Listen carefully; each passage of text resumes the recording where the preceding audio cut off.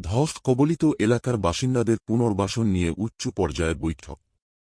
শনিবার দুপুরে আসানসোলের সার্কিট হাউসে পশ্চিম বর্ধমান জেলার বিভিন্ন ধসপ্রবণ এলাকার বাসিন্দাদের পুনর্বাসন নিয়ে উচ্চ পর্যায়ের বৈঠকে উপস্থিত ছিলেন রাজ্যের আইনমন্ত্রী মলয় ঘটক, পশ্চিম বর্ধমান জেলার জেলা শাসক এস পন্নাবলম, আসানসোল দুর্গাপুর উন্নয়ন পরিষদের চেয়ারম্যান কবি দত্ত, আসানসোল পৌর নিগমের মেয়র বিধান উপাধ্যায়, পাণ্ডবেশ্বরের বিধায়ক তথা পশ্চিম বর্ধমান জেলার তৃণমূল কংগ্রেসের জেলা সভাপতি নরেন্দ্রনাথ চক্রবর্তী, আসানসোল মহকুমা শাসক বিশ্বজিৎ ভট্টাচার্য, বিভিন্ন বিধানসভার বিধায়ক ও বিভিন্ন সরকারি দপ্তরের আধিকারিকরা।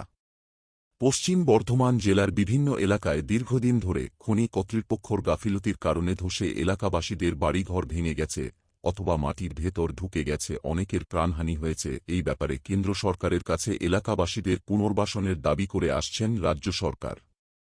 দীর্ঘ টানা পোড়েনে অবশেষে কেন্দ্র সরকার পুনর্বাসনে রাজি হয়েছিল। রাজ্য সরকার থেকে পুনর্বাসনের জন্য টাকার দাবি করা হয়। কেন্দ্র সরকার থেকে পুনর্বাসনের জন্য টাকা মঞ্জুর করার পর বিভিন্ন জায়গায় কোয়ার্টার তৈরি হলেও সেই কোয়ার্টারে কোন বাসিন্দারা যেতে রাজি হয় না, সেখানে বিভিন্ন অসুবিধার কারণে।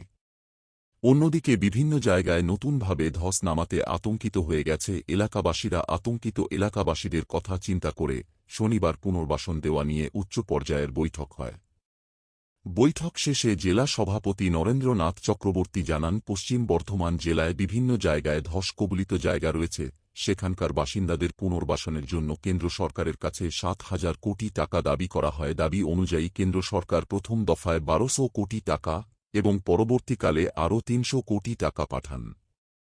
কেন্দ্র সরকার পাঠানো টাকায় ধস কবলিত বাসিন্দাদের জন্য অন্ডাল বিমানবন্দর সংলগ্ন এলাকায়, জামুরিয়া এবং বারাবণী এলাকায় আবাসন তৈরি করা হয়েছে। আজকের বৈঠকে ধস কবলিত বাসিন্দাদের নবনির্মিত আবাসনে স্থানান্তরিত করা নিয়ে বৈঠক করা হয়।